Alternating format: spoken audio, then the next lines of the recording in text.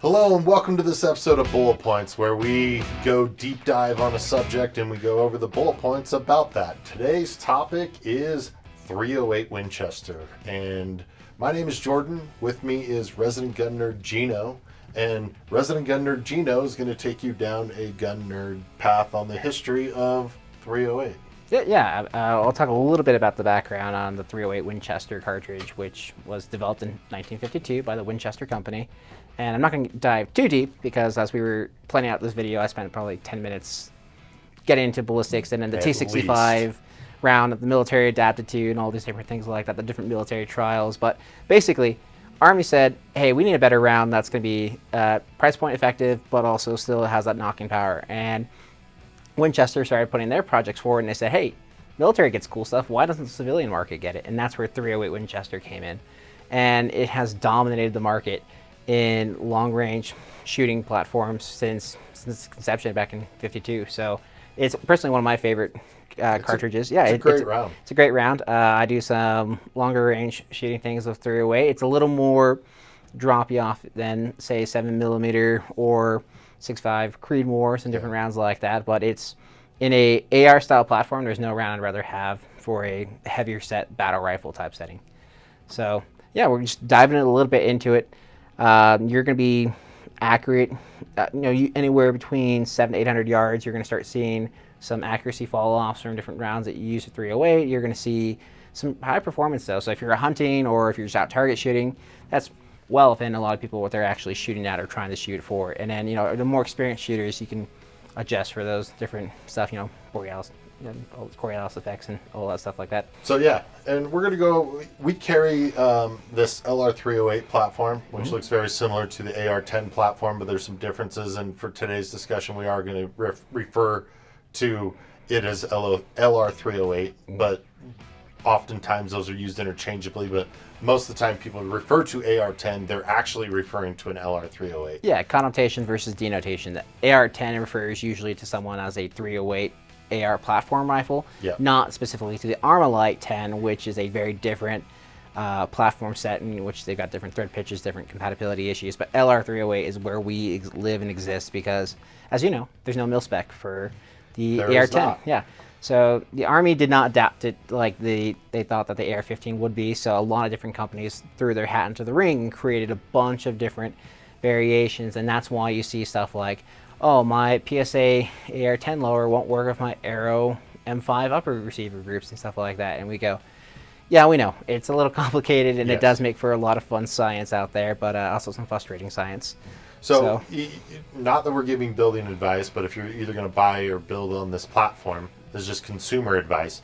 You want to make sure that your upper and lower fit together because they don't always. Yeah. Like he said, there's no mil spec, there's no universal specifications with this. There's no, industry form of, hey, we're going to make sure these these things all fit together. They don't. They don't always. So we put together a lot of build kits. We test the compatibility for you. So, obviously we're putting a plug in to get it from us, but if you're going to do this, just make sure that they fit together. You want to make sure they are compatible. So yeah, because your upper receiver and your lower receiver, they're fitting together. So like Arrow M5 upper, M5 lower, you're also going to be experiencing different type of tang heights.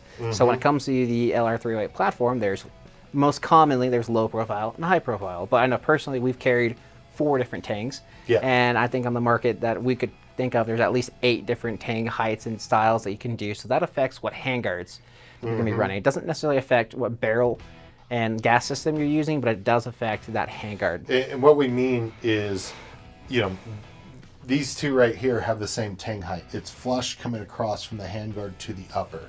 If these are different heights, they're going to be different elevations, which not only looks goofy if you are running accessories that are supposed to, heaven forbid, you have your optic that spans to your handguard. Because of the eye relief of your specific optic, it won't fit. Yeah. And these cantilever mounts, or if you're using rings and they come out onto the handguard, they'll be at different heights and it won't fit, or your optic will be slanted down or up. Just don't do it. Just don't do it. There's a lot of lockup issues that you could run into. I mean, technically there's no critical function issues, but you do run into user and operator errors that you'll eventually have to deal with if you do stuff like that. And luckily, we sell both options, and we make sure we're very clear, And our low kits, profile, high profile. we pair them up correctly in our kits. Yeah, and there's arguments for both sides. A higher profile allows for you to get a little bit more cheek rising out of it. So when you're actually looking down your scope and you're zoned in on something, you might have a little bit higher tang. Some people like the lower profile, especially if you're running an optic with a riser on it. Per se, you're using a red dot or a holographic as you're running this in a pistol format. There's a lot of different options, and that's the best part. Most people can't tell. Most people You can't just tell. don't want it. Different heights. Yeah, looks good for national parks, not good for rifles. So coming back to this is a super popular hunting round. It's used with big game, deer, elk. In doing research, people are using it for moose. Squirrels. Yeah, squirrels. Hippos. No. Communist. Yeah. Historically. Yeah. They do have their own magazine platform. So 308s use a magazine for, you guessed it, 308. You're not putting your 5.56 rounds, it's not interchangeable that way, so you do want to buy proprietary magazine with that. Yeah, MagBull makes some really great magazines for that, but there's also some classic steel case ones like the SR25 from Knight's Armament Company, or there's other stuff like a Man 2, or a couple different brands that sends out, Lancer makes a really good 308 mag. So you aren't going to have the same compatibility like you do your AR-15 platform, wherein you could use a 5.56 mag in your 300 blackout, just not the ammo, because then you run into even more fun issues. But that 308, like I said, it adds a whole new inventory. Plus, if you're going to be running this, you're going to need some new pouches anyways. It's more dressed to success, the right size, right fits all. Yep. So, some of the parts are interchangeable with the AR-15 though. So that is something we actually did a video on that about a year ago that we'll link up to somewhere, wherever the editor decides to put it, preferably right here. Yeah, just block me out. Yep. And we go into a little bit more in depth, but some of the parts like buffer tubes, stocks, things like that are interchangeable with the AR-15.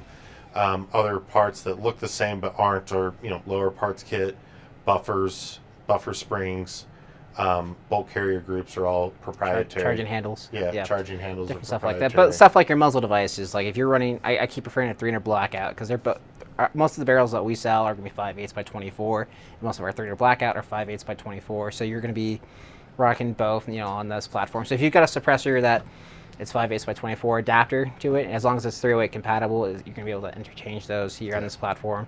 You're also going to be, jokingly, but not, optics are going to be about the same. You can always mount them to your Picatinny rail systems there and different stuff like that, especially how you want to run this rifle. That's my favorite part about this, is that you're in a semi-auto platform. It's not like you're constrained like a bolt action. You're going to be able to run it how you want to run it. Most guys I know, like around here in Utah, like to run it a little bit more like a battle rifle. So they'll put something like an LPVO on there, but I do see a lot of guys that'll run red dots and EOTechs on there, get that 16-inch barrel system, and just rock and roll. It's a fun round. Well, one word of caution: don't use drop-in triggers with these. I'm a huge fan of drop-in triggers. I own several. They're great. They perform awesome in the AR-15s. With this larger cartridge, you're going to get light primer strikes. It's not going to engage the primer all the way every time. I was out on a photo shoot one time, and the lower just happened to have that. I wasn't aware. Just the one that we had in the shop. Put it to, we had it, took it out there, and it was like 50% of the time it went bang, which is kind of nerve-wracking. Yeah, 50% is not exactly the best. It's not a good ratio of it going bang. But that doesn't mean you don't throw in aftermarket triggers like your guys, like your two-stage triggers. It's just those drop-ins that usually have the adjustable weights that are not going to get in the same spring tension to engage on that bolt. I also want to point out that most of our barrels in our LR308 platform, if they are 308, they are going to run with 760 by 5.1. Now that all of our guns are able to run 760 by 5.1, personally, I only run M80 ball, and most of my 308s that I shoot, a couple different things for competition shoots, but M80, that's 760 by 5.1. And then every once in a while, if I get a cheap box of 308 Winchester, I'll run it through. No issues, the same stuff. You might notice a slight gassing difference, but once again, I'm a gun nerd, so I notice that stuff. Most average shooters aren't going to notice those type of things. Basically, it'll fit in your magazine, it'll fit in your gun, it'll go bang. may hit in a different spot on the target. Slightly, yeah. Very slightly, depending on range. More nerd speak, more nerd Yes. speak. If you want us to go a little more in depth on the stuff like that, that's something we can do in the future. Leave a comment Yeah. if you want Gino to nerd out on that. So Yeah. Yeah, I mean, I'd love to. I mean, there's a bunch of different platform stuff like that. So once again, LR-308, I absolutely can't say enough about this system. And the great part is that we've got tons of them yes, for you we to do. check out. Yes. And thank you for checking out this episode of Bullet Points. There'll be a link down below if you want more information on these. We can't link to our website, so it'll take you to a landing page. Put your email in and we'll send you an email. Follow us on the social medias, like the videos, subscribe, and we'll catch you on the next episode of Bullet Points. Thank you. Thanks, guys.